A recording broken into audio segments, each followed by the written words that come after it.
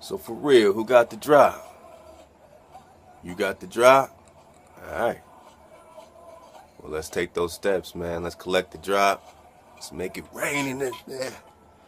What's up, man? Can't be more excited, man, to be coming back real soon on that blog talk.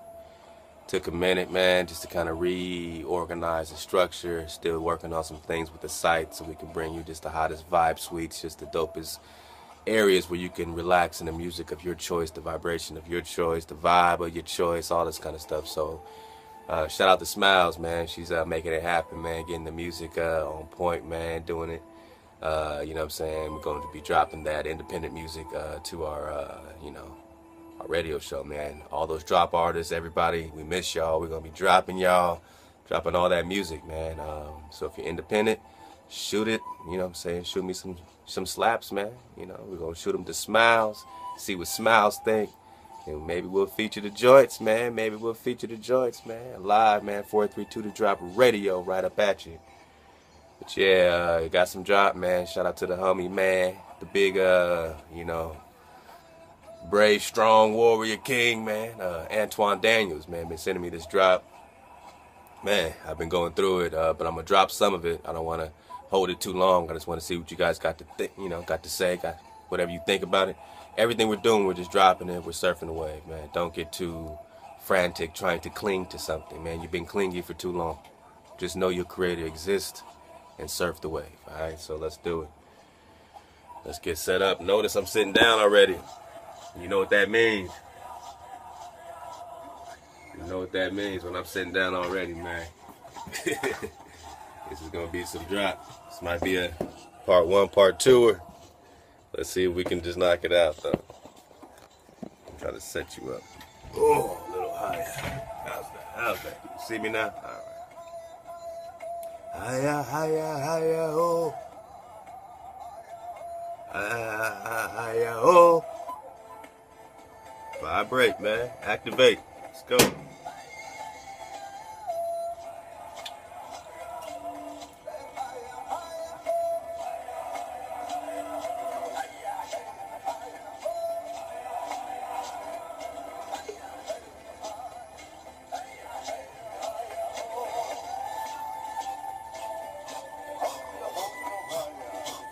Come on, man.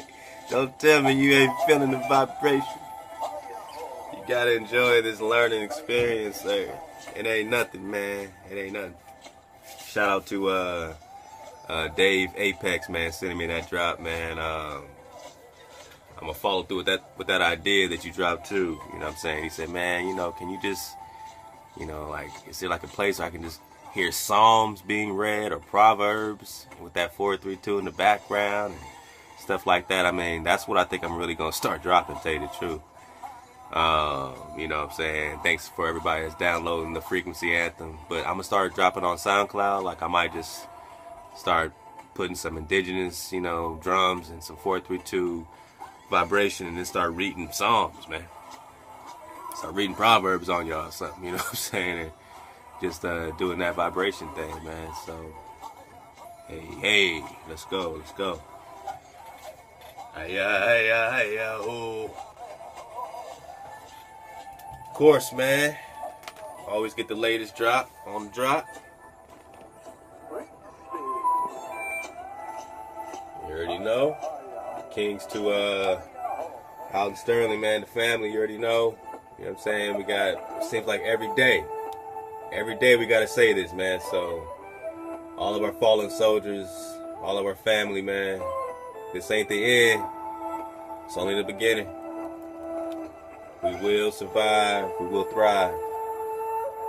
We will survive. Get that survivor job. Learn how to build that pack, get that tools, that comfort, that core temperature control. I mean, if we're going to talk about the wilderness, we might as well get airtight, right? Support you, dog. You already know. Yeah, I mean, what else? Drop track. This cat D1 always kicks, man. Something real to it, man. Love his energy, man. So, Kings to the king. Rah the great, man. Starting to drop all of his chess tutorials and whatnot. Man, shout out to, the entire, Chess Academy that the brother's kicking. Ra the Great One. I don't even know these chess moves. I don't even know how to do it. I don't know much about it, but I know that it's the game of the game of kings. All right, the game of kings, man. So shout out to Ra the Great. Chess Tutors. I believe it's chesstutors.org. Check out Chess Tutors. Click on this joint. You'll get all the drop. These kings shut it down last year at USC. They had a huge tournament. They're in like a lot of the same schools that we're getting into for frequency of learning. They're doing chess programs with a lot of schools in the Los Angeles community, Watts, Compton, everywhere, man. These brothers got their chess schools in the classrooms, so they're teaching children after school. They're signing up. They're doing tournaments. They took them to USC last year. So Kings to Ra the Great. When you talk about change and teaching the game of kings to the youth, now we are taking those steps, man. That's what it's all about. Kings to Ra. You already know Kings to Lex Will. This brother makes it happen. And you just got to keep surfing the wave, man. I mean, everyone's bouncing off each other right now, so it's a fun time. If you're going back and forth between Lex Will joints, drop joints, Let Us Find the Truth, Higher Mark joints, Hallway CH joints, Winifred Holcomb joints. You know what I mean, it's look, we ain't trying to do this. We have to do it. We ain't trying to link up. We are already united. All right? We are already united. Remember that. Space drop. Look, this is kind of crazy. I might have to kind of drop this right quick since you're here. I try to just go quickly because I want to drop about this whole other thing. You know, King David, City of David. But can y'all just check this out for a second? This is pretty crazy. And it goes, set you up. And it goes out of the frame. Yep. That's fast. I know it. That is really fast. And it's not a lens flare. It's moving. Just pay attention. Crazy. That is insane. So that's what I caught. Man, you're doing some deep research here, Steiger. This is a little bit crazy, everybody. So I got Wayne on here. He's got me looking at some stuff. I think this is worthy of just doing its own video because this is something I want you to all go check out. I'm going to leave the link below, and basically it's the stereo instrument, and you just go to this images page, and what you do is you actually set it up so you can see the frames. And there's also another anomaly over on this right there. Yeah. We should probably take a look at that together. But now that I've seen this one, let's just blow it out a little bit. So what Wayne has shown me is clearly some type of an object that is moving from, in this case, at 2155, I go to the next frame, and it moves to the left here. And then up around in here, we also have like these orbs, kind of.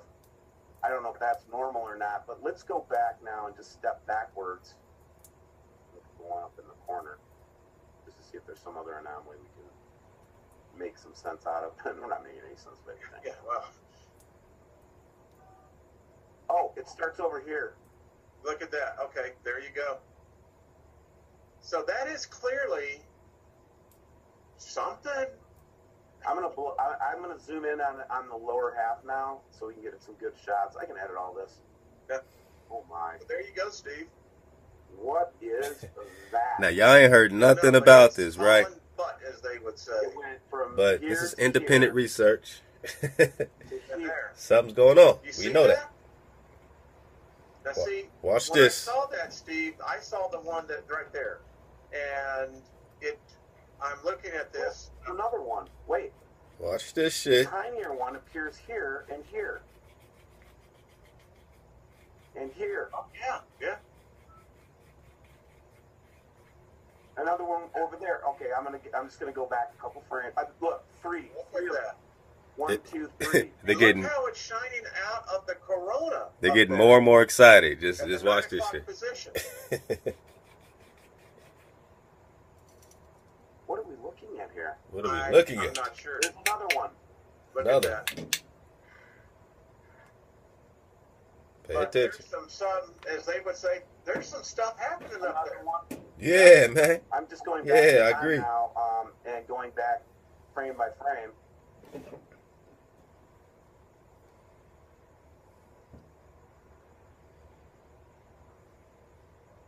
Oh my! Look at there's another one. Yeah, now that's yep. There you go. And then it comes out over here, so it's like that over there. Yeah. It's traveling from here to here. Look. Now, so tell me, because you see, that's not going in the same direction the other one came from. No, the other one started up here. Yeah. Yeah. That's the came around the bottom. These look like. Now look over there. Look at the 330 position. There you see our friend. That's where our original one came from. Yep. I'm only on 75 going backwards here, man, of 125. And we've seen several objects apparently coming in and out of the bottom of the sun. Folks, that's what we're seeing here. We cannot explain it. Now we know, because we study, that the sun isn't what they said it is. It's not 96 million miles away. You're not looking at some big ball of gas 96 million miles away. You're looking at a small disk around 32 miles in diameter, just like the Book of Enoch says. The exact same diameter as the moon, 32 miles. That's why they eclipse each other. Perfect size. They're only a few thousand miles away, not 96 million, a few thousand.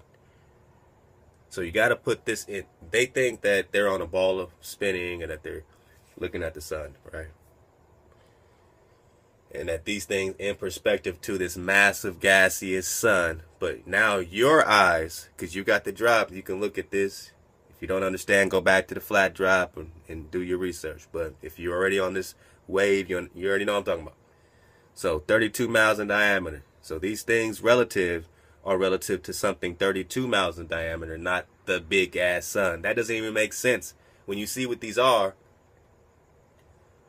alright, it wouldn't make sense that they will be popping up with this type of light source 96 million miles away, and you're zooming in on them from 96 million miles away. Okay, we gotta just get over this fucking game, this illusion. Once all this Hubble shit gets exposed, they're going to realize they've been staring at the ceiling the whole time. And everybody's going to sue these motherfuckers and get their money back. And so y'all had all these telescopes high powered and you've been staring at the ceiling? At everything under the firmament? You have not been staring into outer space? You've been staring at the ceiling. And the luminaries within it. The vibration. You can't leave. So, this is 32 miles, so I want you to get your perspective game, because theirs is completely out of whack. I'm just going to go forward now to what we know were the, the anomalous parts of this, okay? When you play it in real time, you won't see it. No, if you just went through this, you would not see this. Okay, so here's an anomaly. There's one right there. Here's two. Pay attention. Here's one over here. That seems to have a trail that follows it up to that point. Yeah. Here's another one. Another one. And now here's where we get a lot of them. This is where we saw the three at. Now look over there again, Steve. I think that one at the, what would that be, about the nine right there. It's amazing how the corona is actually backlighting it. Could these, dare I say, could these be centaurs? Centaurs? I don't know, buddy. All I know is that, it's not the pixelization of the picture. I mean, these are clearly light sources. I don't, but it's, look at the shape of it. It's got like a round shape. Yeah, and I saw the one that was exiting. It looked to me to be a triangle or a diamond shape. It was. Now, y'all already know what these things are, right? These are some type of craft. These are different crafts. They're seeing them all over the place. It's a whole fleet of crafts around Tomas, around our 32-mile diameter sun that does a circuit around us or across us, however you want to look at it. These are crafts. They got their own light source in the middle of them. You're going to see all of them. Look, another one over here. Got its own light source, right? These are craft. Now, I don't know what side they on and what they're doing, right? All I know is that they're craft. But you see how these people think. They can't even just say that. They're going to spend all this time saying, they're going to joke around like, we know it's not a lens flare. We know this is something. But they're not going to say that these are craft because they don't want to sound like they're crazy. So they're going to say everything in the book, but they're kind of just going to still say it. They're going to have to. Not that easy. Well, and by the way, while you're advancing the frame, everyone look at the southern pole of the sun. That, folks, is a coronal hole. And if you look at the canyon one that's now roping across, it's definitely some weird stuff going on with the sun. See, whatever it is, that's a star that's acting very peculiar. Well, at least from what we've ever observed of it, I mean. So here's something. Let's just go really out on the limb here. Let's just really go Gene Roddenberry. Okay. What if the big one, man? What if? Watch this. Watch the hijack. Our friendlies know that our sun is in serious trouble. You know, you're reading stuff today that the solar minimum, the molar minimum is engaging sooner. But look at these. What if something is going up there? I mean, obviously these are huge, whatever they are.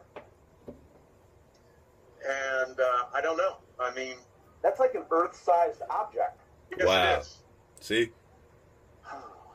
That's what I'm talking about. It's an Earth-sized object because they're thinking that this sun is some supermassive gaseous thing 96 million miles away.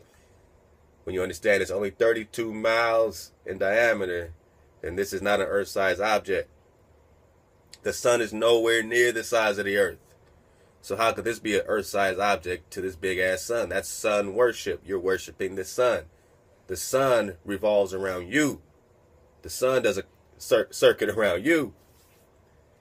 We're going to get back to the flat drop to get an orientation because it's very important so you don't get hijacked. It's very important so you don't get hijacked. Okay? Now they're going to start zooming in. You're going to see exactly why I just said clearly it's a fucking ship. It's a craft. Clearly. But these are not Earth-sized objects.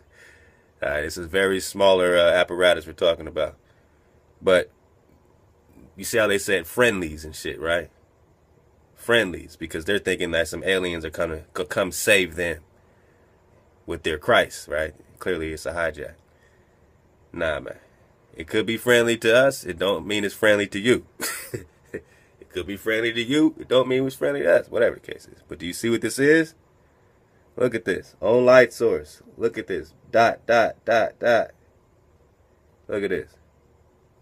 Or the light itself, the light saturation. This is something. That's just one of them. Look at these. No, look how it has a dimension to it as I pull back on the contrast. They found something. They found something. They found something up there. What is that, man? There you go. Okay, go further. There you go. Keep on going. Continue. There. Stop. Look at that. Oh my God! It is its own light source. Now, how bright does that have to be next to the sun? How bright must that be? That is insane. It doesn't go away until I go to the end of the exposure or the contrast bar. Where you're going to zero black. Look at that. Yeah. Yeah. I'm recording this. Let's see what happens when we, I want to bump up the shadows a little bit and see what that might tell us. Not much. It's got 3 distinct, like, protuberances. Yeah. 3 distinct holes. You know, I almost get the view. I think we need to get security team on this one. So they're starting to freak out because they got some real shit. Now, what is it? Whose side is it on? They're thinking it's 96 million miles away. We know it's a few thousand miles away. We know this is right on top of us. Whatever this is right on top of us. All right, so you tell me, what is that? Right, so, you know, you can say, yeah, well, I'll never know. It could be government this, government that, our stuff, this stuff. Sure. I'm kind of leaning on that side anyway, that it's some type of stuff that they're doing, right? Some type of army of things that's doing stuff with the sun, right?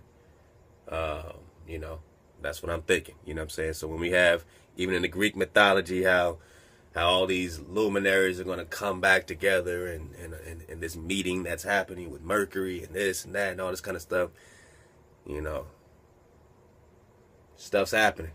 We just, you know what I'm saying? We're watching TV, but stuff's happening. You know what I mean?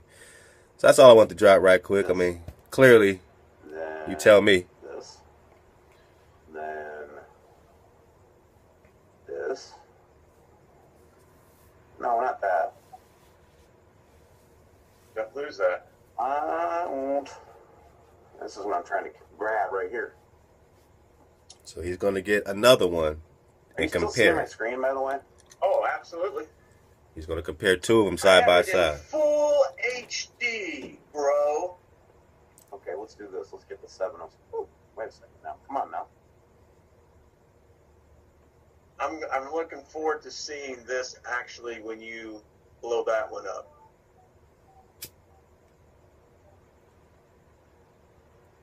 Oh, I got what it is. I got Chrome is dominating the screen here. I'll get it. Here we go. Now I can get it. All right. Pull the babies out the bath water.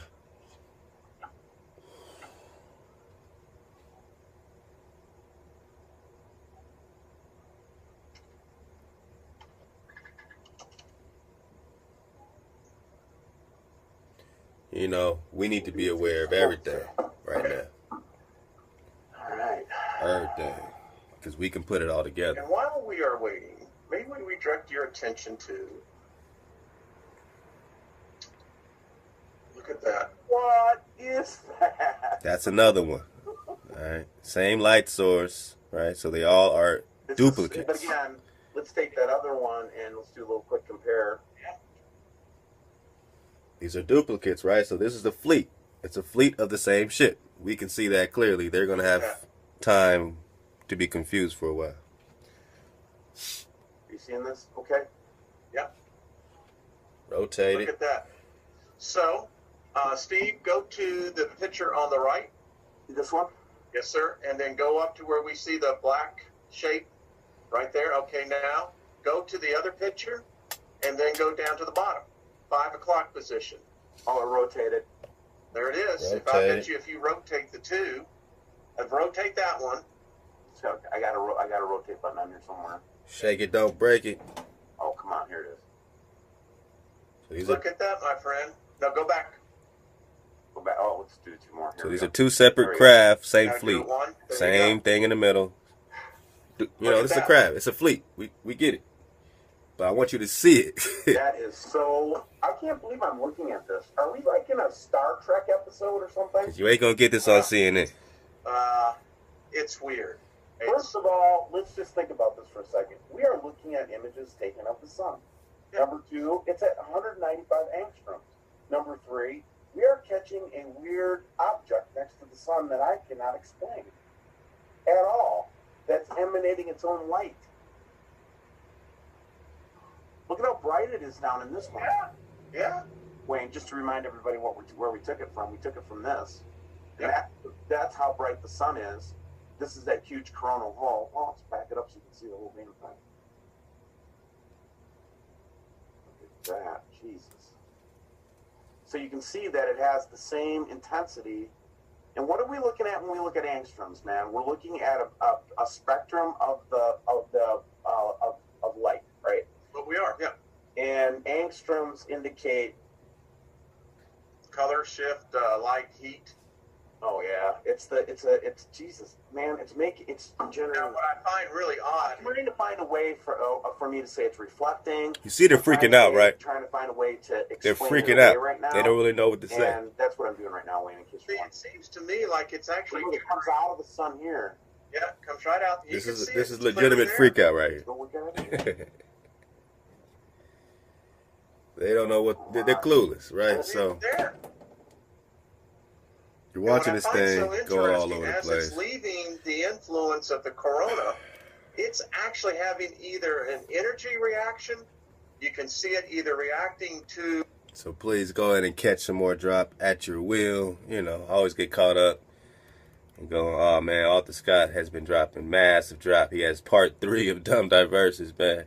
Excuse me, did I say it right? Yeah, Arthur Scott Jr. Make sure I didn't say Arthur Clark. You know what I mean? But yeah, brother, love to you, man. Love the energy, love the, you know what I'm saying, the Torah vibration that you bring, man. So all that. Keep it, keep it. All right. Get that, you know, get that drop, man. That's all I gotta say. You already know. This set it off, man. Let us find the truth. This set us off. Let's set it off. All right. This was the greatest drop of all time. Let us find the truth. Kings to you, brother. Boom. There it is. So subscribe. All right. So you know what's happening at the drop. We are updated. We're shaking and we're not breaking. We ain't ever breaking. All right. Let's get to it. I'm jumping right into it. It's getting cold, so I don't want to, okay.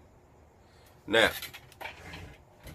let's do some tidy up stuff. You know what I'm saying? If you already caught I'm gonna go quickly for the fam that's really caught up and up to speed. If it's whatever, hopefully, you know what I'm saying. Just keep surfing the wave because that's all we doing here. That's all we doing here. All right. Balance for me. Okay, so we got the Mazaka drop, the Mosak. You know, we're just dropping it. I don't know where it's gonna lead and where it goes, but all I know is that, you know, when you research this Mazaka and this Meshech in Genesis, you know, with the sons of Japheth, and specifically in the Flavius Josephus Antiquity of the Jews, book 1, chapter 6, book 1, breaks it all down, right? The Genesis thing, but you know, it says specifically, you know, for those that are able to understand that this city was once called Mazaka, and so was the entire nation. So I started researching Mazaka. I started getting stuff like this. If you saw this drop, then you know what time it is. Okay, I don't know if you can see clear. All right, how's that? So read all that, pause it.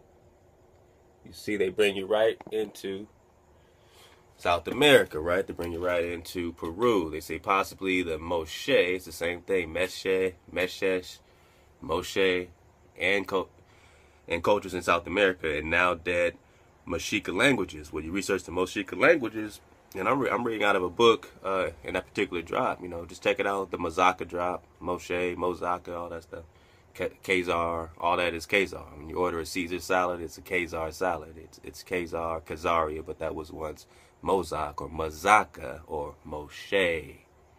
All right, and that's the whole Byzantine drop. Author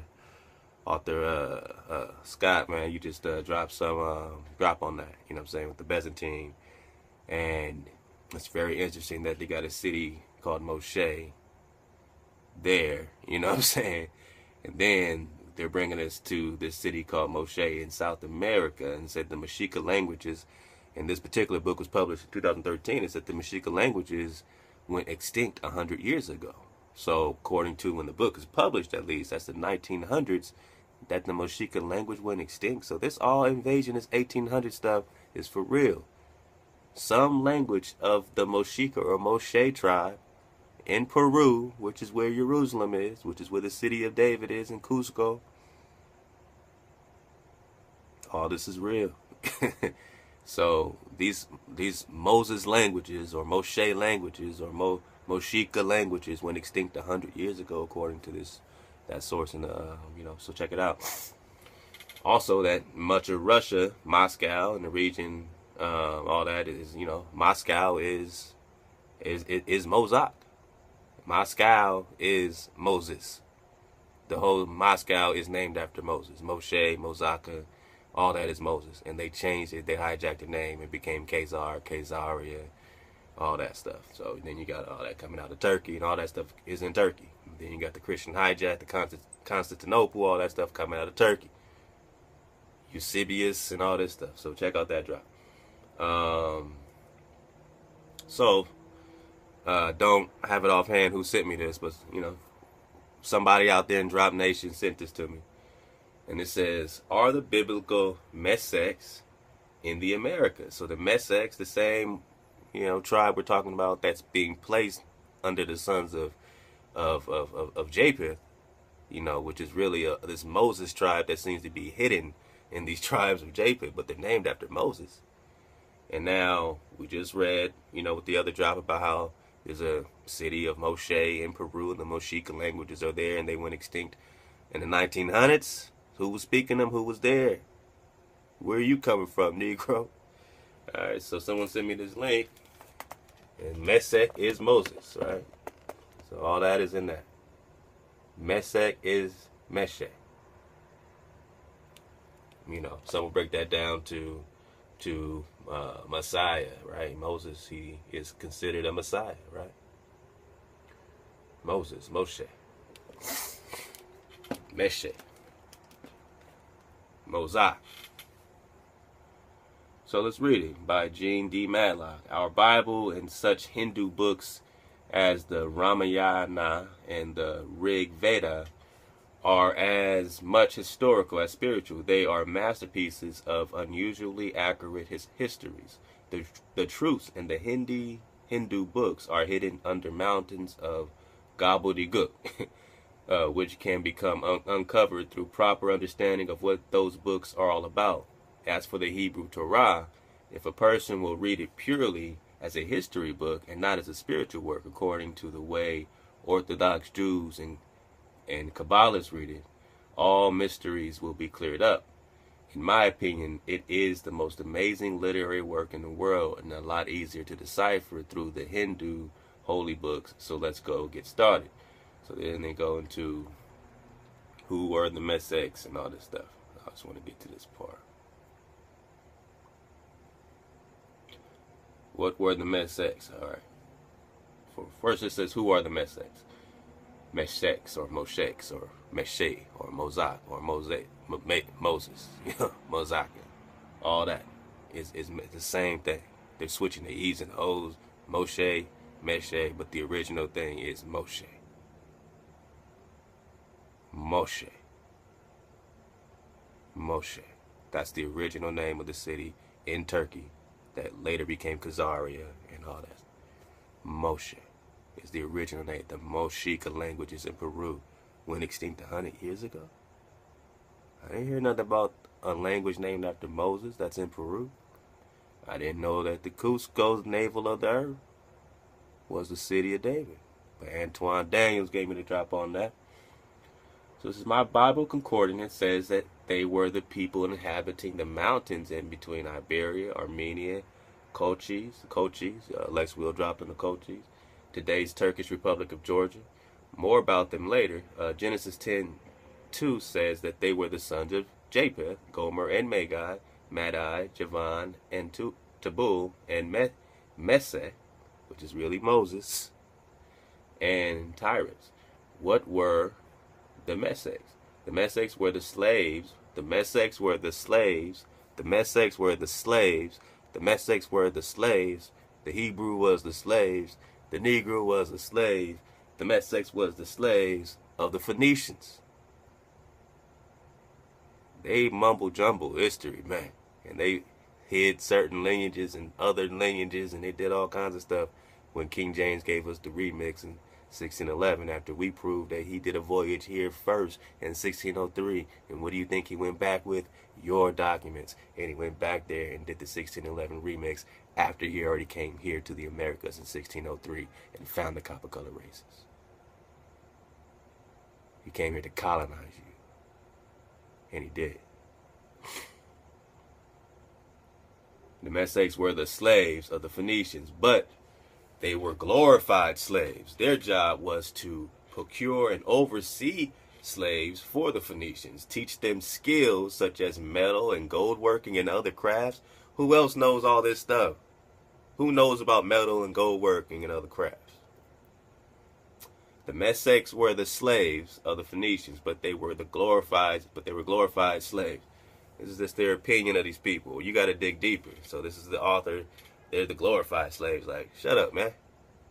Shut up, man. You want to smack this person, right? But we're trying to get the babies out the bathwater. The Messites were the slaves of the Phoenicians, but they were glorified slaves. Their job was to procure and oversee slaves for the Phoenicians, teach them skills such as metal and gold working and other crafts. They bought and sold manufactured goods for the Phoenicians. The Bible confirms this. Juvan, Tubal, and Meshech, they were the merchants. They traded the persons of men and vessels of brass in thy market. Ezekiel 27:13. What does the word a meshe or meshekha mean? In the Aramaic language that the Phoenicians generally spoke, meshika. Didn't they say the Moshika languages went extinct in Peru 100 years ago? Get me started, man. In the Aramaic languages that the Phoenicians greatly spoke, Meshika, the real word for Meshech, means Messiah. Was Moses a Messiah? Do we all agree? Did he lead his people to freedom?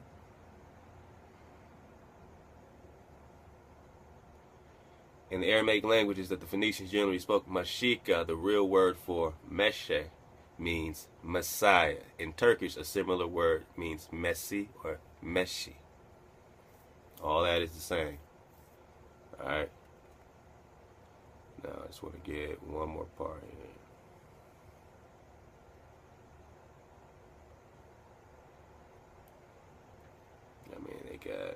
I'm going to leave this link so I'm skipping a lot. I just want to get this part.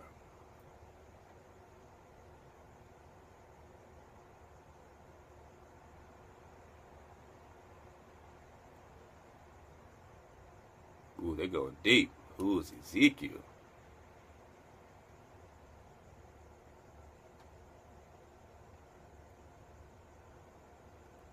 Alright. My bad. Got lost.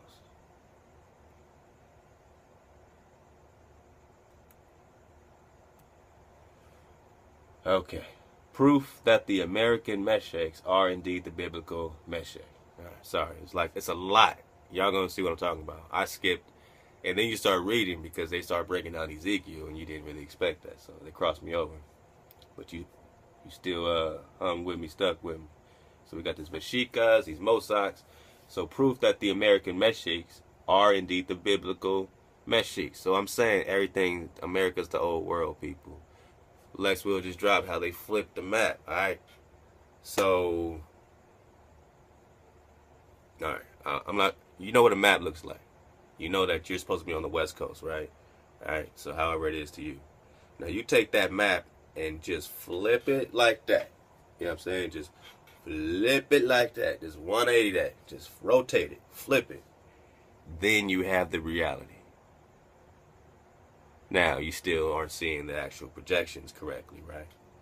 You're not seeing the right sizes, but you at least know where you're at. You flip the map over, then you understand you're on the East Coast in Los Angeles. We are people from the East. They found us in the old world here in the East. And everything is here in the East. Hey. Alright, proof that the American Meshechs are indeed the biblical Meshechs. Tribes like the Mexica, Mexicans, and Mochica did not create original civilizations. In their own legends, the Mexica stated that they copied the arts of civilization from the tribes already in central Mexico. I assume that they copied their civilization from the Olmecs because Olmec ruins extend from southeastern Veracruz up to the central Mexican state of San Luis Potosí. I have no doubt that with the passage of time, such ruins will be found even farther north. The Peruvian Mochica copied the Inca civilization. The Phoenicians did not generally call themselves Phoenicians. Puni, Middle East and Europe, and Pani, as in India, they were known as Kati, Kad, Ke, Kuth, Kadmas, Kadman, Quad, and they have in parentheses Egyptian. So the Phoenicians did not generally call themselves Phoenicians, and they said all these other things they were known as Pani, Caddy, da da da da. Then it said Quad, and it says Egyptian. So the Phoenicians did not generally call themselves Phoenicians, but they were also known as Egyptians. The word derived from the Sanskrit Ketu, meaning chief, leader, Ketu. Ketu, meaning chief, leader, eminent person. Commoners were called Ka, Ka. Aztec or Toltec gentility were called Mexicati, Toltecati, Aztecati, Cato, Mexicati, Toltecati, Aztecati. The others were called Mexica, Tolteca, Azteca. Just the name of the Nuati-speaking people implies that they were once sailors. The Aztecs or Mexica couldn't pronounce V in a VA, the Sanskrit word. Why? Because the V is not in the Hebrew. Arthur Scott just dropped that. You know what I'm saying? That's more substantiating outside sources showing you that there is no V's. It's the W, right? So the Mexica, the Aztecs couldn't pronounce the V in a VA, Nava. The Sanskrit word for ship was pronounced as Nawa, Neavata, which sounds like Nahuato, meant a ship or sailors blown by the winds of God. Alright? So, let me skip down. Even among the American Mexica, it meant between two waters or two oceans. They definitely knew where they were. Alright? And Mexica traders and merchants were registered with reverence. They were called Pashteca, P-O-S-H-T-E-C-A, Pashteca. This word derives directly from the Sanskrit Pustaka, meaning people who increase, gain, acquire wealth, property. So Mexica, their traders were known as people who increase, gain, acquire wealth, property. A wealthy people, rich people. So there's a lot behind this Mexica and this Meshesh that's just hidden in one of the sons of Japheth, and nobody really asks about this hidden jewel that's in Japheth and why he's been placed there, except Josephus, who puts in parentheses, for he who is able to understand. This Mazaka was once called Mosak, and so was the entire nation once known.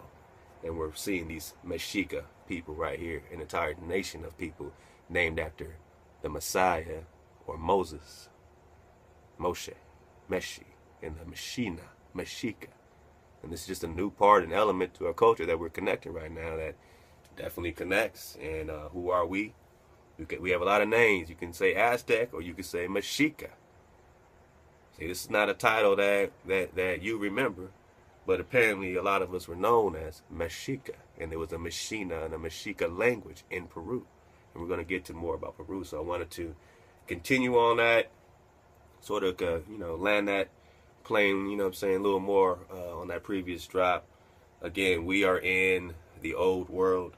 When you look at the Mississippi River and you put it side by side with the Nile River going north and south, whatever you want to call it, it's the same. This is the Mississippi River. This is the Nile River. Any questions? The Mississippi, that has the drop. That's the cradle right there. How much life is coming from that? How old is this? This is where you want to start putting your, energy, to understanding where you're at. You think about the Nile being over there, the Nile's right here. It's weird, but you're standing right where you want to be. And they didn't have to really do too much taking you nowhere because they just had to take your mind and spin you around on the ball. So you'll never be still enough to feel or vibrate any of this until it was time. And now it's time, so activate. So again, man, love and kings to Antoine Daniels, man, who dropped it on me at music at 432 The Drop. You know what I'm saying? I welcome anyone to do that as long as you ain't no static. Nah, but get at me. So he kicked it back to the Flavius Josephus that we was just in separately. So I already knew that this was going to be dropped because it was right in line with what I was already, you know what I'm saying, visioning. He said this contains 3 books of the Jewish War. All right, so he went into Flavius, pages 19 through 20 of chapter 4, book 5. He said Josephus, description of Jerusalem, its fortifications and surrounding areas during Titus' Roman siege of the city of David, compared descriptions to Inca Sacsayhuaman.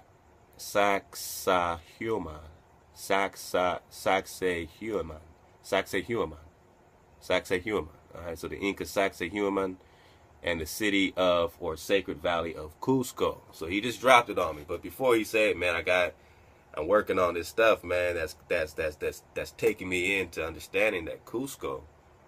And I guess I've been, thinking for a minute about this Qosqo naval thing, but I wasn't thinking City of David and how that is also called the City of Kings. And there's gonna be more drop on it, but Qosqo and all this stuff is in the shape of a lion. Like, that's a city of lions. So you got the city of lions. You got the Mashina and Mashika people, the Moses people, right there in Peru. You got Qosqo right there in Peru. You got the city of David, the city of kings, the city of lions, the navel of the earth it's called. And we're going to get to it. The navel of the earth, what takes place in the navel. It's a birth. It's the center. Why is it called the center of the earth? Because it is. But we'll get there. Let's go. Alright, so he dropped it. Alright, so I'm going to start pulling stuff up that he dropped. But I'll keep referring to this to make sure I don't really, I'm trying to drop it. You know what I'm saying? Again, you got some stuff like this, drop it. But, if you got it, you ain't got time to drop it. Drop it on me. I'll do my best to get to it. And this was right on time, so thank you, my brother Antoine Daniels. Alright, so let's get into some of this drop. So we got Sacsayhuaman. Everyone can look that up. Sacsayhuaman.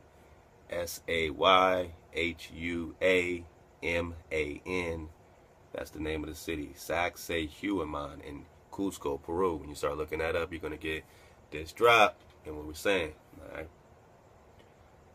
He brought out a script. Psalms 48:2. Beautiful for situation, the joy of the earth is Mount Zion, on the sides of the north, the city of the great king. All right, so he's saying the city of the great king, and that's King David's city. That's the city of David,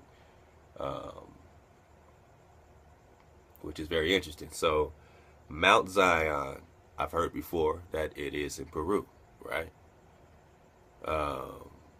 Jerusalem, Mount Zion. So you got all this stuff in Peru. You see, Peru, South America, is Atlantis. It's just a part of Atlantis that didn't get destroyed. A lot of the man-made islands and stuff were destroyed. Peru remained. Order always remains. The remnant always remains. This is where we're from, because this is where we're at. We've been here before Atlantis. We were here before some fallen angels came in and made it with our indigenous sisters, our indigenous family here, and formed offspring that was damn near crazy. And they called this dude Atlas, and that plural form is Atlantis. So when you say Atlantis, you're just saying the fallen angel hijacked. We were here before the fallen angel hijacked. We were here before that, which is called Egypt. We were here before they hijacked us with that Egypt shit. These are fallen angels rocking with celestial shit. We are vibrations that connect to Hea on the throne.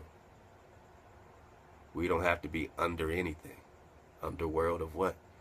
We are the energy of our Father. That's it. It's that simple. We are the energy that we've created. The signature we're in is where we're in. But we get hijacked so that they can control us. Because if they don't control us, it's game over. They got to rock with us. They got to rock with order. So stop letting them hijack you and vibrate. So thank you, my brother. He said, beautiful.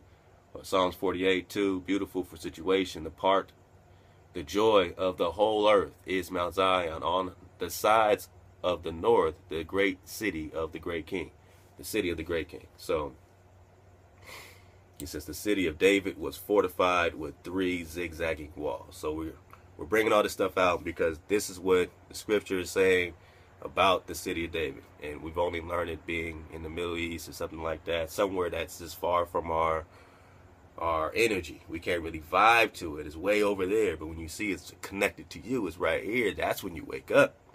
It's hard to wake up when you think it's in the Middle East, somewhere that you'll never step foot in unless, you know, it's the rapture or something, you know what I'm saying?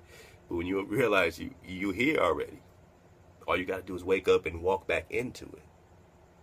You see? So that puts the action on you, but people don't like the action being on them because then you got too many questions.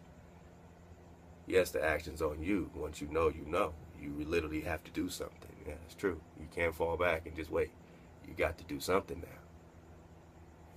Right? Ebb and flow, energy. You put your creator in the situation to act for you.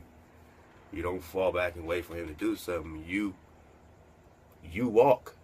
You got legs, you walk. When you understand, you walk. When you walk, Heya appears. Heya is there. You'll see. As a unit, we're unstoppable. The city of David was fortified with 3 zigzagging walls.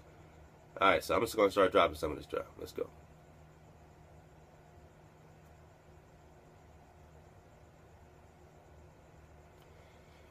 Alright. So, I'm going to read a little bit into it. There's different sources to Brother Kit, and I would definitely attach these sources. This is from the Hills and Walls of Jerusalem. So it's a source called The Hills and Walls of Jerusalem, page 172. It's kind of hard to read, so I got to look up a little bit in here. All right. The northern wall is at present the longest. The southern is irregular and passes in zigzag lines, like the brother said. So there's a zigzag lines about Mount Zion.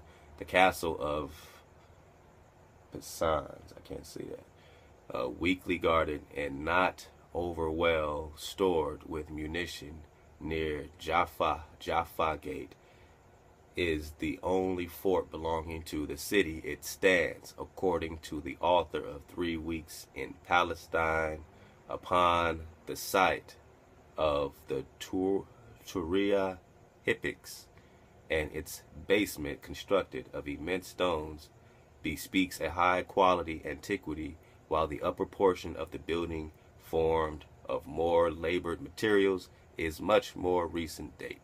The most ancient part of the wall is above the point of junction of the valley of Hinsum with that of Jehoshaphat, where it turns sharply to the north.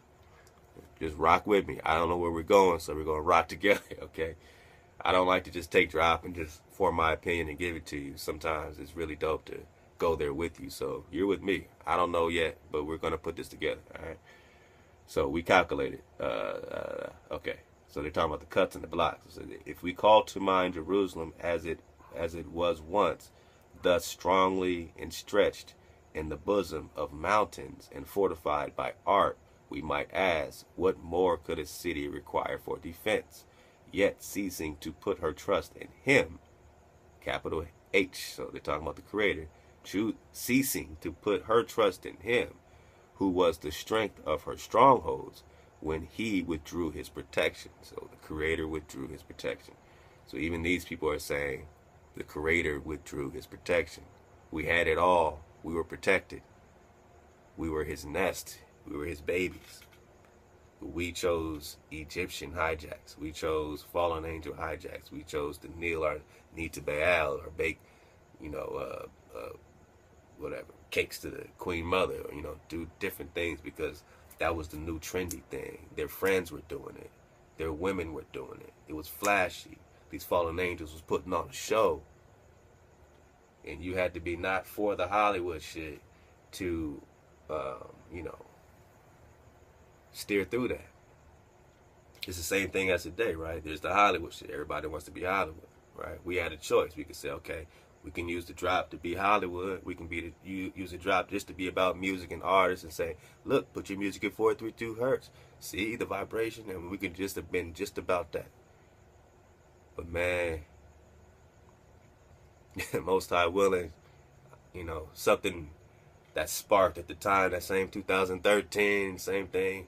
watching Lex Will videos spark, and I said, what if I put all that energy that could be this, other type of thing that people were trying to already make it at that time?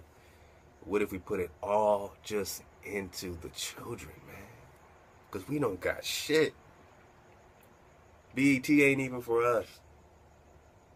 You know what I'm saying? We try to find black leaders left and right, and we find out they ain't really even for us. It's just money and whatever the fuck. And it's like, for us, man, if we're going to have to drop, then we're going to be Drop Nation. We're going to start from nothing, and we're going to build brick by brick, man. We're going to rebuild because we already had it. We've already had the fortress. I'm just reading about our fortress here. Excuse the hell out of me. I'm reading about what we had. And they're saying it wasn't nothing wrong with the infrastructure. All right? But what more could a city need for defense? Yet ceasing to put her trust in him, who was the strength of her strongholds, when Hea withdrew his protection, truly in vain was salvation hoped for from the hills and from the multitude of mountains. He had built his sanctuary like high places, like the earth which he hath established forever. But the command went forth to her foes, go ye up upon her walls and destroy. So our enemies knew, like the Most High, they knew the Most High was with them. I mean, what would you do if you created a playground for your children and they just fucked it up? And you made a perfect area for them. I mean, they had all activities. You can do whatever they want, but they just decided, like, man, I don't even want that. I want to go play with Tommy. Tommy got the new little thing. But you like, you got a bowler now. Do you know the secrets that's hidden here, man? You can find all kinds of stuff. There's drop here, man, but you gotta earn it. I know, Dad. I know you built all this for me. And so you don't respect it, and then everybody come over, and then you got rules. You say, all right, everybody's here. You got your friends here, but son, this is for you. Your friends can play too. They're allowed in, but they got to follow your rules. You have to enforce it. And then you just don't care. You don't enforce the rules. You don't care. But one kid does. One kid that doesn't have to follow the rules follows the rules. And you're watching that kid the whole time while your son is disrespecting the rules. And all his friends are disrespecting the rules. But that one, child in the corner, is not, trashing the place, not spitting, not hitting, all the rules. And you just like, man. And then to teach your son a lesson, you say, you know what? This child right here respects the rules, so it's their place. They can run it. And what happened to us is that he said, you know what? Y'all could just trash the place. Y'all have the right to trash the place. And when they came over there to trash us, they knew they had the right to do it. They didn't feel that bad about it. They had the right to. They knew the Most High let them just rock.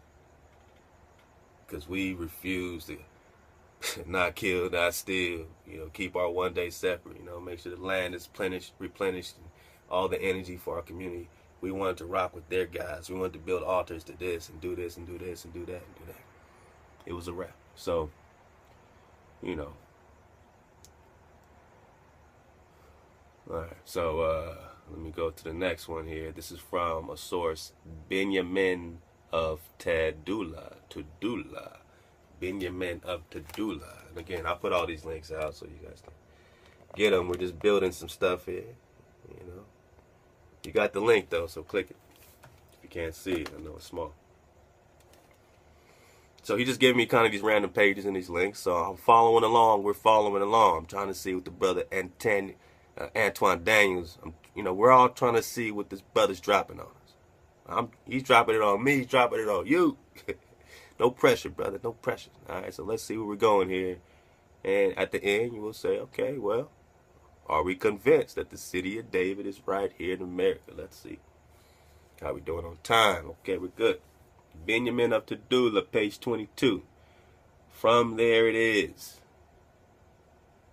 3 parasangs to Jerusalem, which is a small city, okay, fortified by 3 walls. It is full of people whom the Mohammedans call Jacobites, Syrians, Greeks, Georgians, and Franks, and of people of all tongues. It contains a dying house, for which the Jews pay a small rent annually to the king, on condition that besides the Jews no other dyers be allowed in Jerusalem. Yeah, y'all can look up what they're talking about with dyers. It's spelled D-Y-E-R-S. You know, I'm sure it's not like physically dying, but D-Y-E-R-S. I just want to get to this drop. There are about 200 Jews who dwell under the Tower of David in one corner of the city. Okay, the lower portions of the wall of the Tower of David, to the extent of about 10 cubits, is part of the ancient foundation set up by our ancestors. The remaining portion having been built by the Mohammedans. There is no structure in the whole city stronger than the Tower of David.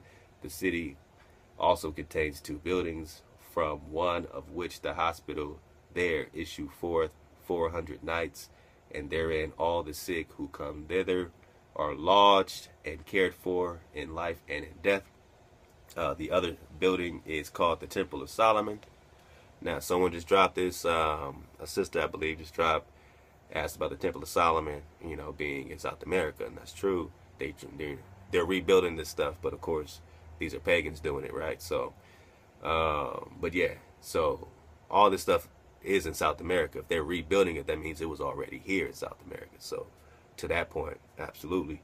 So we got the Temple of Solomon here, King David in Cuzco. Cuzco is the city of David. You got Peru, which is Jerusalem. We understand that it was also Heru, like Horace Butler dropped, and you know, when the rocks cry out, which definitely copped that. So it was also Heru, or H-U-R-U, H-E-R-U, the Egyptian Heru. You know what I'm saying? However, it was taken over then by this, David, and then became Jerusalem, either before or after, you know, when it was reestablished. You know what I'm saying? So that's some of the history that we're trying to put together here, because Egypt was definitely here, right? The old Egypt up into the 18th dynasty was all right here. The Grand Canyon is going to keep leaking out more and more of that data. More and more of that archaeology is coming right out the Grand Canyon, letting you know that all that stuff is right here. So the Hebrews are here, the Moors are here, everybody's here, everything's here, everything's here. Babylon, everything's going on right here, man. This is the old world. You saw the Nile River, the Mississippi, right? So this is Jerusalem. All right, King David, you know, took it over. All these wars, all this kind of stuff like that. That was his big victory. He's right here, the city of David, right there, Jerusalem, restored, right? It was all about restoring it. So even if it was hijacked under something else, it was restored once again. This is our promised land. We were always coming back to restore.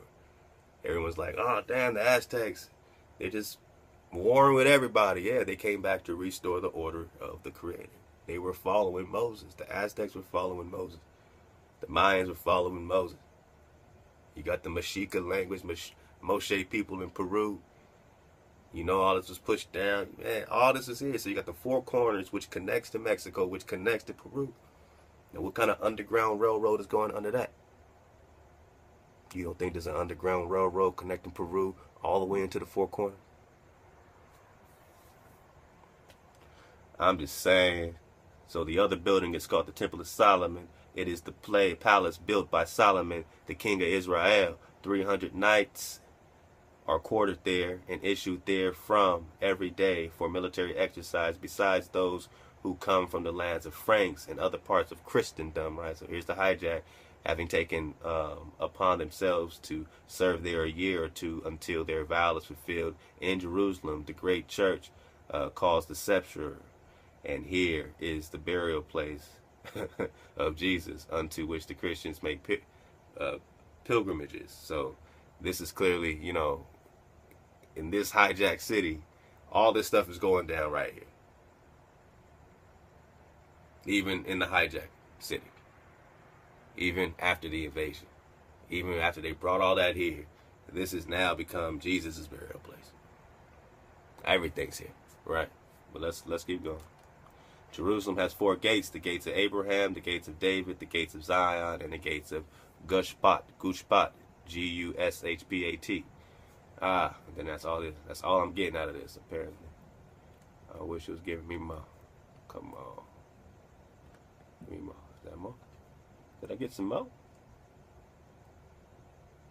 A little more. And the gate of Gushpat, which is the gate of Jehoshaphat, facing our ancient temple. Okay. So we're reading this to get a visual so that when we get into what we're going to see in South America and what we're seeing in Cuzco, we have something to, go back to and confirm and say, okay, here's this matching up with what we're actually seeing. So let's just get into, okay, this is another.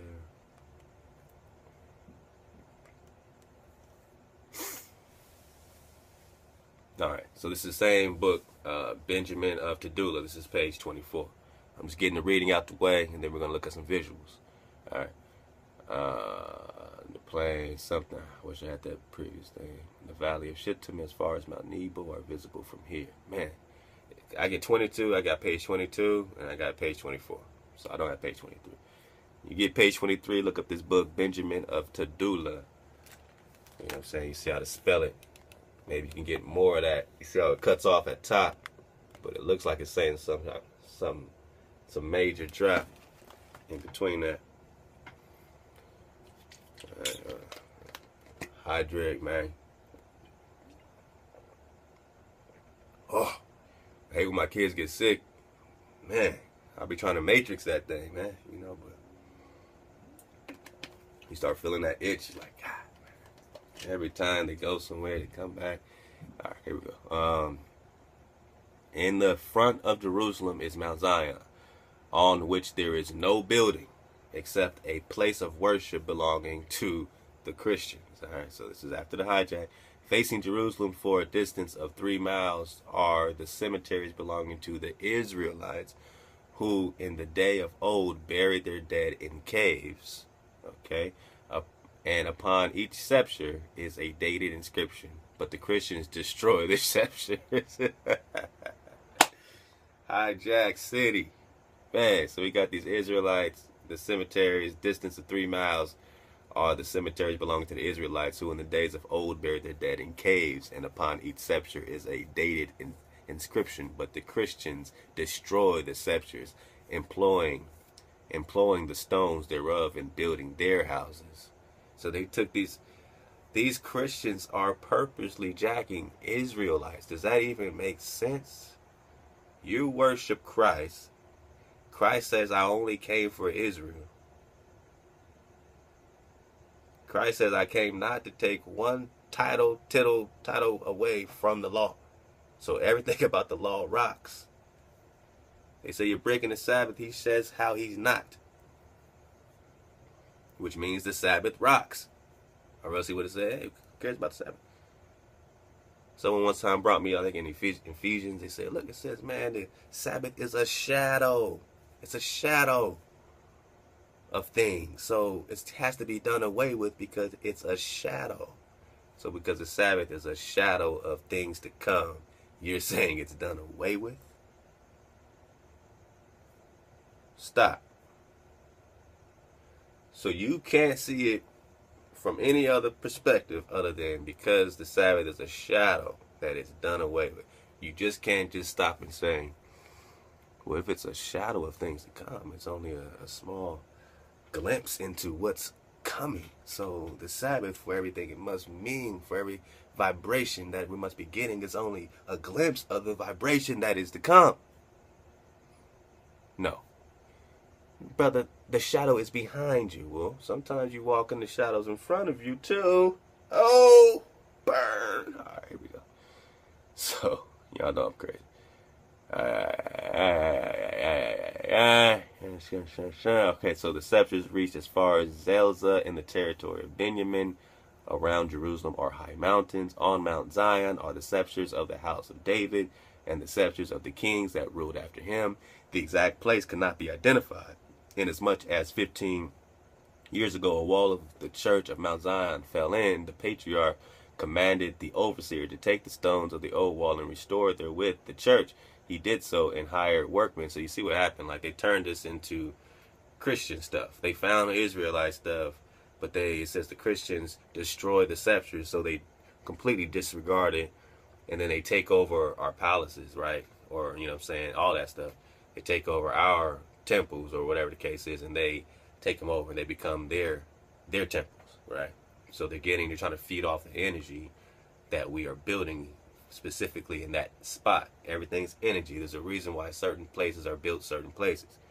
Energy, right? The earth has chakras. The earth itself is alive, so they feed off a certain energy.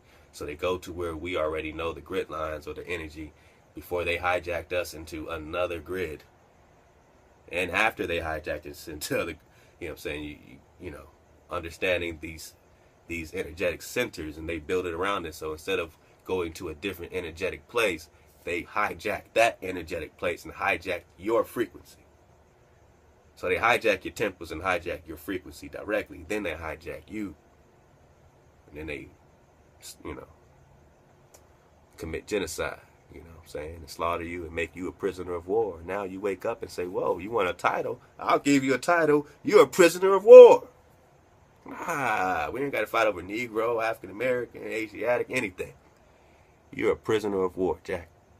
Now you can take that to Congress. That's a title. And once you become a prisoner of war, they owe you shit. Everything they've done for the proxy, they've given them $9,000 a month, and they're giving them free, you know what I'm saying, they put them on reservations. They got to do for you too, because you are, by documentation, a prisoner of war, according to the Dumb Diverses 1452.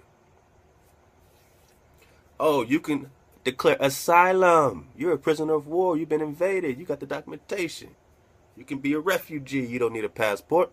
Come on.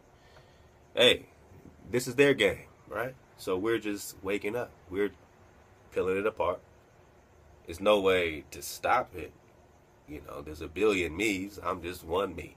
You got Lex Will. You got Howard Martin. You got more. That's why I said broadcast. Don't wait for us to drop it. You just keep the energy flowing, because that makes everybody stronger, right? Because we're united. Don't be afraid to stand up and show your face and drop the drop to your family and community, because you should be more afraid of what happens when you're silent. Because if you do nothing and you just get slaughtered, knowing you could have just stood up, man, for one time, you know what I'm saying? This might be your one time. You're old, stand up. You're young, stand up. You know what I'm saying? Stand up and be a prisoner of war, since they made you a prisoner of war. You know what I'm saying? They played that game, not you. They played the slaughterhouse game, right? So since you're a prisoner of war, cash in. Do what you got to do. Get your safety on, man. And whatever we do, we got to be united, you know. But we can definitely be united in one title: prisoners of war. And you can take that to the bank. All right, so it says, on Mount Zion are the scepters of the house of David and the scepters of the kings that ruled after him. The exact place cannot be identified. All right, so we went through that. Among these men were two who were sworn friends. On a certain day, the one entertained the other. After their meal, they returned to their work. When the overseer said to them, why have you tarried today? They answered, why need you complain? When our fellow workmen go to their meal, when our fellow workmen go to their meal, we will do our work. When the dinner time arrived and the other workmen had gone to their meal, they examined the stones and raised a certain stone which formed the entrance to a cave. Thereupon one said to the other, let's go in and see if any money is to be found there. So they stumbled on a cave after they ate, right? They stumbled on this cave, and I wish I had more to it, but let's see, where am I at?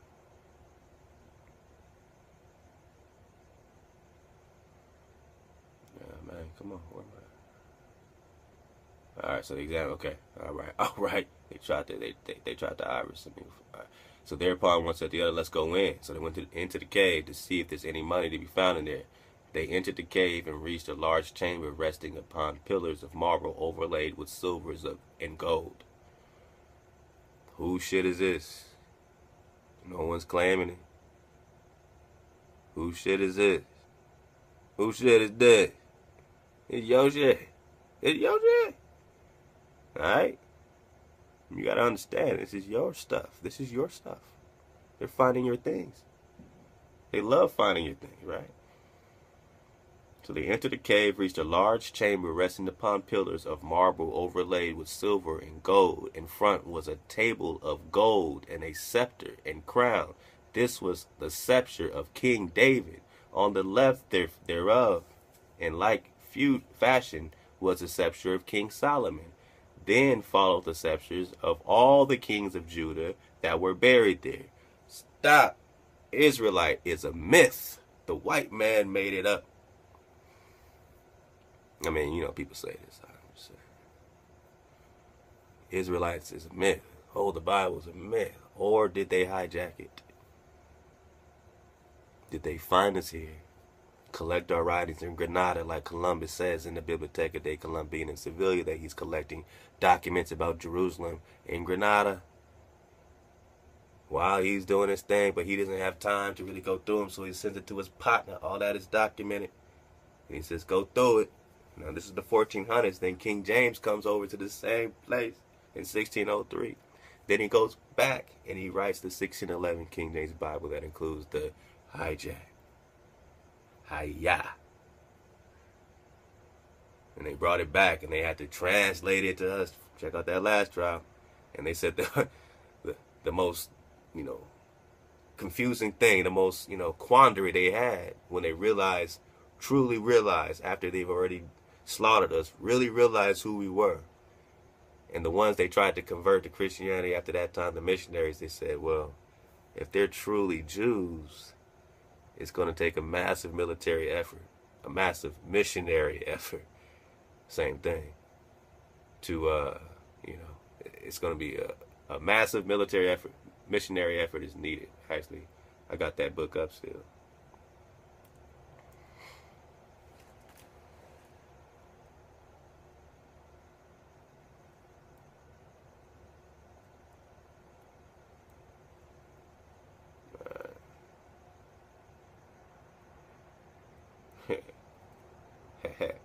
The Jewish Indian Theory. This is out the book Manasseh ben Israel and His World, published in 1989.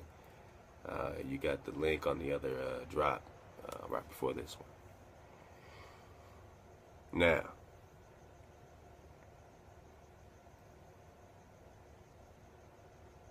so they found this dude. All right, so they translated the scriptures for the Indians. This is once they came back, right, with the hijack. They had to transfer it to translate it to us, right, because they hijacked it. So it says the missionaries began to suspect something radically different was going on in the environment of Boston, namely that pure English Christians were baptizing and converting Indians who were Jews.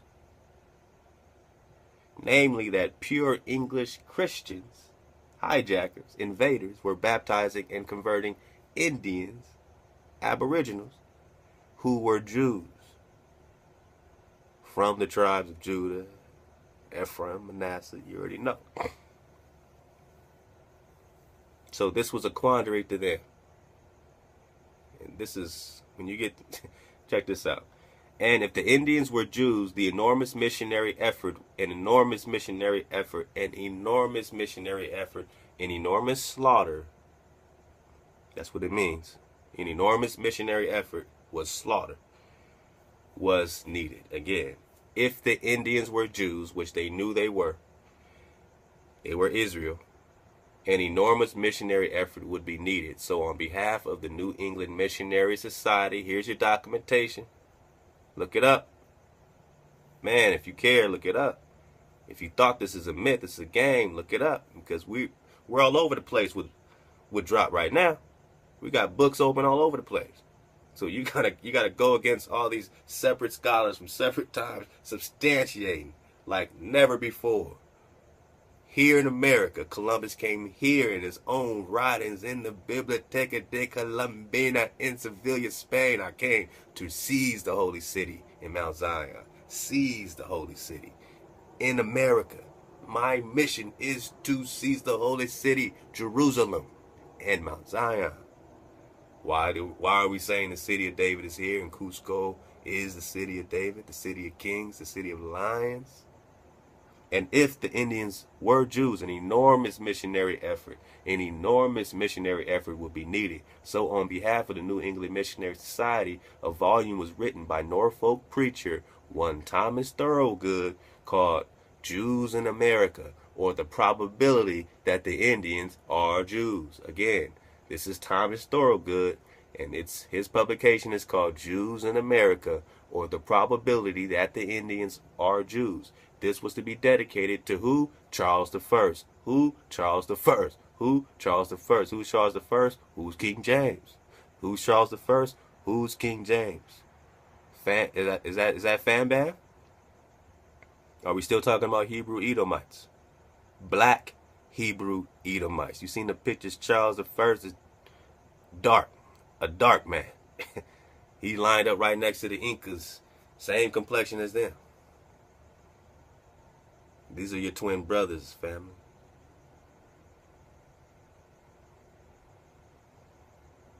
They administered your slaughter. It is what it is. I mean, you got when you read, do you believe it? Do you believe there are tribes against you or not? Do you believe Psalms 83 that they formed a confederacy against you to do what? Slaughter you. I know it hurts because your heart's so big. You won't do it to other people. You know what I mean? It's not like, you would just think about slaughtering people, you know what I'm saying? Unless truly, these people were, going against every bit of grain of your freedom, of your order, of Hea, of the Creator itself. When you understand the hijacking, what the Canaanites were into at that time, when these Aztecs were coming in and Joshua was coming in, back into what they're calling their mountains and their valleys, and they had to ixnay all these Canaanites. You gotta understand the hijack that was going on. You gotta understand the cannibals. You understand people that will eat you. You don't understand, man. So these things that were coming out of these giants, these situations that was happening are all in our home turf. We have to raise children, and these people were eating our children, literally. And this is all in their cliches, and this is all in their translations as far as the Aztecs, the Maya. When you understand these wars that were going on, these are tribal wars. Today, you got melanated people awake and you're asleep because it's tribal war. And as long as they keep calling you a myth, but it ain't play in, you know what I'm saying, scholastic, the scholarly realm. These particular cats are well documented. This book is Manasseh ben Israel and His World, edited by Yosef Kaplan, Richard Henry Popkin, and Henry Macualan in 1989, man. December something. All right, so you look it up. And if the Indians were Jews, an enormous missionary effort would be needed. So on behalf of the New England Missionary Society, a volume was written by Norfolk preacher one Thomas Thorogood called Jews in America, or the probability that the Indians are Jews. This was dedicated to Charles I, but his overthrow delayed the publication of the book. His overthrow delayed the publication of the book. The job of writing a preface to it was given to John Dury, perhaps the most active millenarian theoretician in the Puritan Revolution. So this guy, a millenarian, believed in the end of days, right? But in his mind, as I'll put the link down again so you can check it out. He thought the world was ending in 1650. So when he saw these Israelites here, he said, oh, that's a sign that the tribes are re-emerging. And according to Daniel or Revelation, wherever he was coming from, that would be a sign of the end. In their abstract mind, seeing you here was a sign that the lost tribes are re-emerging. So he thought he was in the end of days. He was the leading guy that thought that they were in the end of days in 1650. But that's the twist. They're abstract. They're looking for their signs. They're looking for you. For their signs that the end of days is coming, they're looking for you to reappear.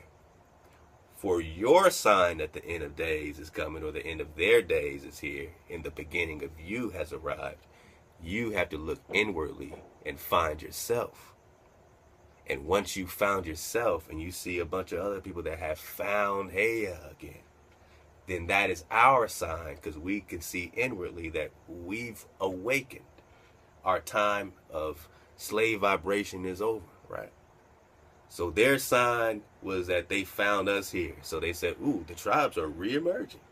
No, that was just, a sign of things to come, of a bid that we had to accept, But the true sign is that we have literally reemerged, have reawakened for ourselves inwardly.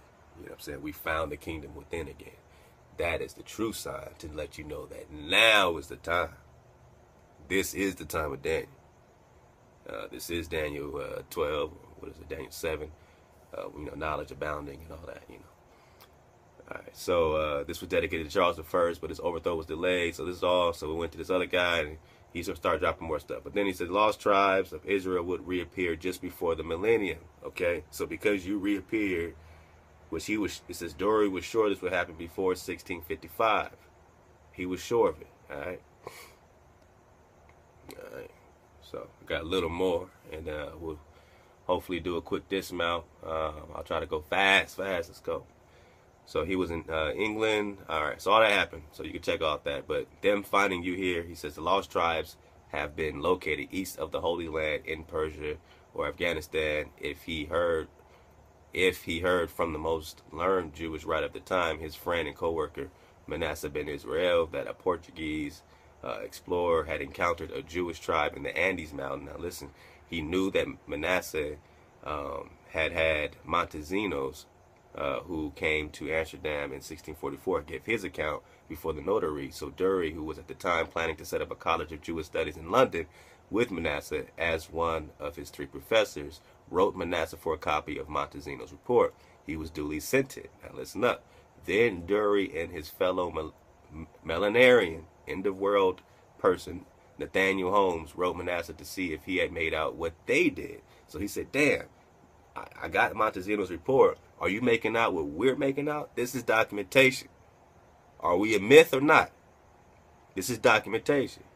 So Nathaniel Holmes wrote Manasseh to see if he had made out what they did. Namely, that the Indians were the lost tribes. The correspondence printed in the preface to Thorogood's book shows Manasseh being most cautious, unconvinced, until he finally is willing to say that the group encountered by Montesinos could be of a lost tribe, while the rest of the inhabitants of America were migrants from Asia. So he said, all right, well, maybe they are lost tribes. Everybody else is from Asia. That's all you keep hearing. So he's separating, like, they're lost tribes, they're from Asia. Very interesting. Holmes immediately pointed out that this meant that the climax of world history was at hand, because the lost tribes were beginning to reappear.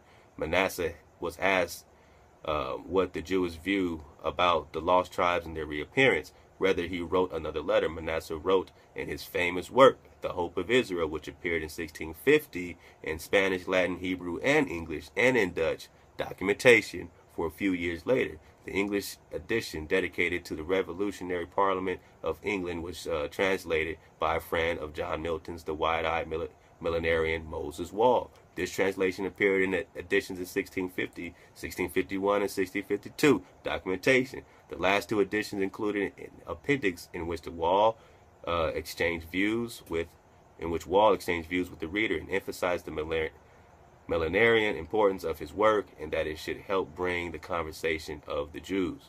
All right, so this is going to talk about the Atlantic Ocean. I mean, this is truly dropped. Hardcover copy of this thing is like over $100, but I definitely want to cop that next, man.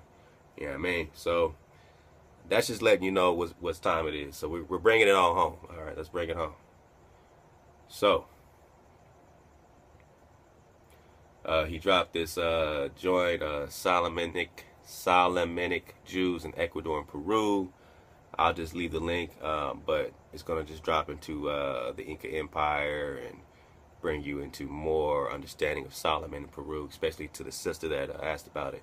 So that link will be available.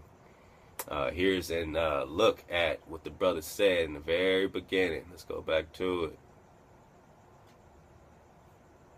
Oh man, what I do with that? Oh man, oh man. Oh, there we go. Zigzagging walls. He said Josephus' description of Jerusalem, its fortifications surrounding cities, during Titus' Roman siege of the city of David, compare descriptions to Inca Sacsayhuaman, and the city of, or sacred valley of Cuzco. All right, so Sacsayhuaman, keep that in mind. Here's a visual of what you're going to get in Peru.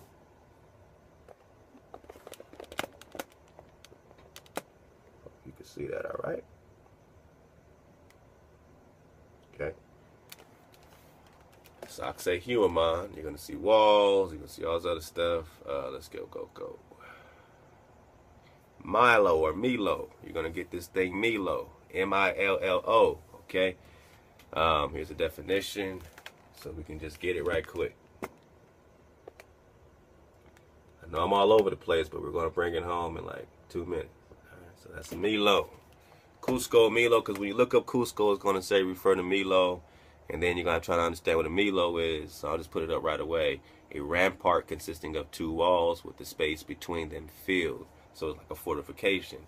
The name of the citadel of Shechem, like Will keeps driving about the Shechem, the chiefs, the Shechem. First thing you see there, number 1, Shechem.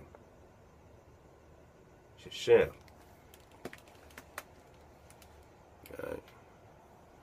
So we got Shechem. So the name of the citadel of Shechem. You got reference to Judges 9 and 6 and 20. All of the garrison of which joined in proclaiming Abimelech their king. And number 2, it says the Milo at Jerusalem was some kind of fortification, probably a large tower or castle on the wall. The definition article before Milo indicates that it was well-known fortress, probably one that had been built by the Jebusites. David built, and it says in quotations, David built fortified round about from Milo. That's in 2 Samuel 5:9. David built fortified round about from Milo, as did Solomon. So you can check all these references in 2 Samuel 5 and 9, 1 Chronicles 11 and 8, as did Solomon, and 1 Kings 9 and 15, and 1 Kings 11 and 27. It formed a prominent part of the fortifications by which Hezekiah prepared for the approach of the Assyrians. Now we know what these Assyrians really are, right? 2 Chronicles 32 and 5. The same place is probably meant by the house of Milo, where Joash was killed in 2 Kings 12, 20, and 21. Qosqo. Alright, so we know Qosqo is called the navel of, navel of the earth. I'm reading right here with Wikipedia. What do they say about Qosqo? Qosqo, also spelled Qosqo, comes from the Quechua language. It's all your native stuff. Is a city of southeastern Peru, nearly near the Bamba Valley of Andes mountain ranges. All right, so capital city of the Cuzco range, as well as the Cuzco province. All right, let's go down.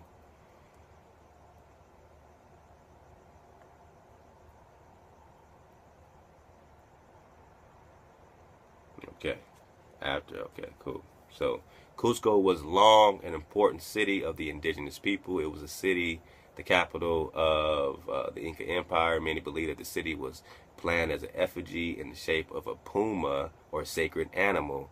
And what this brother's bringing out, Antoine Daniels, is that it was in the shape of a lion. This is the city of lion. The city of the lion. All right. But they say puma to throw you off. Oh, no, that's another type of cat, not the lion. You know what I'm saying? How Cuzco was specifically built, or how these large stones were quarried and transported to the site, remained undetermined. Under the Inca, city had 2 sectors, the Urin and the Hanan, U-R-I-N, and the H-A-N-A-N. Those are 2 different parts of this particular city. Each was divided to encompass 2 of the 4 provinces, and then it has these indigenous names. I'll just let you check it out. These provinces.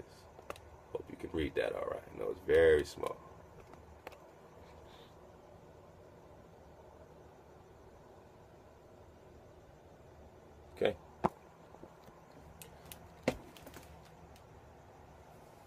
So, you know, Chinkansuyu, Antisuyu, Kuntisuyu, and Kualasuyu, a road led from each of the quarter to the corresponding quarter of the empire. Each local leader was required to build a house in the city and live part of the year in Cuzco, restricted to the quarter that corresponded to the quarter in which he held territory. After the rule of Pachacuti, when the Inca died, his title went to one son, and his property was given to the corporation controlled by his other relatives, split inheritance. All right, so we got this hijack coming. Each title holder had to build a new house and add new lands to the empire in order to own land for his family to keep after his death. So it was the kingdom of Cusco. All right, so I just wanted to kind of get some drop on that. After the Spanish invasion, man, you got all that happening. So I'm just gonna go because we know a little bit. I just want to see the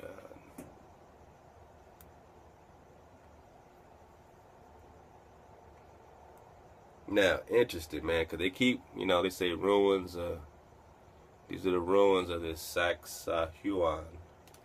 This is a very weird image. I know it's kind of weird, but this is like a little image that you're gonna get, right? You're gonna see these fortified walls, these huge monolithic blocks. I mean, the city's huge. It's a fortified city. This is the city of David. It's a fortified city. Okay. So these are the ruins of Sacsayhuaman. Okay. This is the neighbor Inca. The major nearby Inca sites are Pachacuti's presumed winter home. Look up Pachacuti, Pachacuti.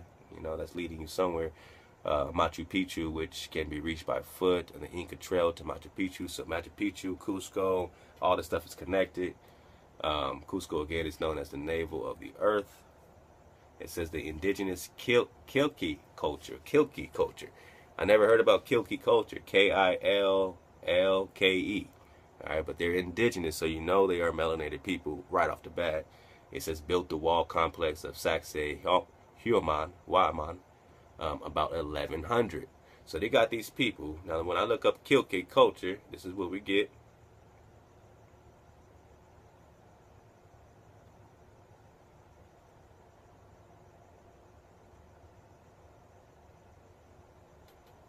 But when I just go to images, right, immediately you see like an Olmec pop up. But I had to type in Negro. If I didn't type in Negro, they'll send me to some other stuff, right? So, you know, you start getting at these images.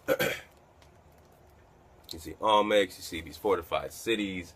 So these people are apparently people that are building these fortified cities. These zigzags in the walls as you're seeing. You know, I'm going to go to another site. All this is attached. This is called Khan Academy. Khan Academy, like Genghis Khan. Khan Academy.org. This is the city of Cusco. Here's a image of a present city of Cusco. Again, the navel of the earth. How it looks down, right? An elevated city, you're looking down on things. You know, it's a regal environment. You know, this is where they took you from. This is where they found you, man. The modern city of Cusco overlooking the Plaza de Armas. All right. It says at the breathtaking elevation of 11,200 feet, nearly 3,400 miles, the city of Cusco was not just the capital of Tawantinsuyu, land of the four corners, right? So we got the land of the four corners. I mean, we got the four corners, or they say four quarters, excuse me, land of the four quarters. But that's very similar to four corners, you know what I'm saying? I'll let you get some of that so you know what I'm talking about. Right there in the first or second sentence. Okay, pause it. So at the, you know, all right, so land of the four quarters, the Inca name for the empire in the native language, Quechua. Everyone keeps saying, like the cliches, Quechua. That's just a language we keep hearing as a language that many were speaking. It was an axis mundi, the center of existence, and a reflection of Inca power, the center of existence. The city was divided in two sections, Hanan, upper or higher, and Huron, lower, upper and lower, right? Kind of like upper and lower Egypt. The brother Winifred just dropped that Upper and Lower Egypt was really North and South America, Upper and Lower, or flipped. Since the map has really been flipped, it would be the other way around, which paralleled the social organization of Inca society into Upper and Lower moieties, social divisions. Cuzco was further divided into quarters that reflected the four divisions of the empire, four corners, and the people from those selections inhabited their respective quarters of the city. In this way, the city was a map and a miniature of the entire Inca empire, in a way for the Inca rulers to explicitly display their power to shape and order to the empire. So you see they say the masonry of Cusco displays an understanding of stones as being like people, and that many different ones can fit together if they are properly organized. And that this way of building is the strongest way of building, this zigzag way. It's very difficult to break a wall because, you know what I'm saying, you got energy coming from everywhere, man. It's not predictable. It's not, this zigzag form, however it breaks down scientifically, is almost indestructible. So you have this city of David with these monolithic super things with this technology. Clearly, you see how they fit together. Everything was placed there perfectly. They found these huge stones, and there's no space in between anything. So imagine the tools, imagine the technology. If this is the city of David, all right, now we could be talking about some fallen angel stuff that happened again and again and again. Again, if these people came and hijacked you from your energy and you connect to your energy, that means you got more powers than these fallen angels even had when you connect to A. And so when you see this stuff, just understand you're coming back home. I know it seems above you, or it seems, like this is who you are. You're just waking back up. All right, so that's a little bit about the Cusco drop. This link is here. I'm going quickly because my battery's dying. Whoa, here's a wall. The remains of Cancha Inca masonry below the Spanish colonial construction of the church and monastery of Santo Domingo, Cusco. So, of course, this is not the Spanish shit. This is what they stole. This is what they found here when they arrived on your shores. They found you in castles with masonry, right? They said, oh, man, you guys were builders of masonry. That just means you got science. That means you're kicking that science, and they can see the science in the way you're building. Here's some more pictures of what's going on in Cusco, city of David. So now imagine, now go back, because you probably wondered why we did all that reading to begin with, right?